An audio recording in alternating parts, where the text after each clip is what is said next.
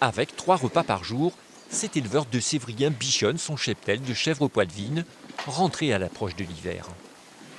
Triticale, avoine, et puis orge un peu.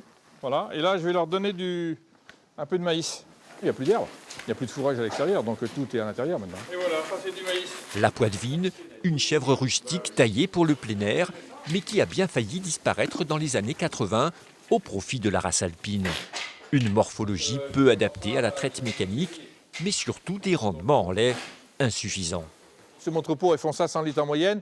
Des alpines qui sont en stabulation, elles font 900 litres à 1000 litres en moyenne. Donc on peut dire que pratiquement il faut 2 poitevines pour produire le lait d'une alpine.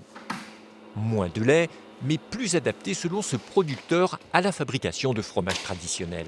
La particularité, c'est pas fort en goût, fondant dans la bouche. Faisselle, bûche, chabichou et le motet sur feuille, une spécialité régionale d'excellence. Il est valorisé, ce fromage, avec le lait de poitevine, et le lait de poitevine est valorisé à travers le motet sur feuille. L'un va avec l'autre et l'autre va avec l'un.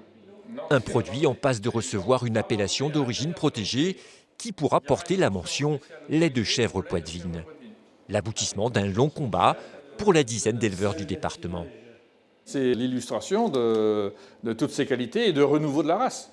C'est une victoire. Ah, c'est une victoire pour moi, oui, une victoire, une belle victoire même. De quoi peut-être relancer cette filière. En France, sur les 800 000 chèvres exploitées, 5 000 sont des poitevines.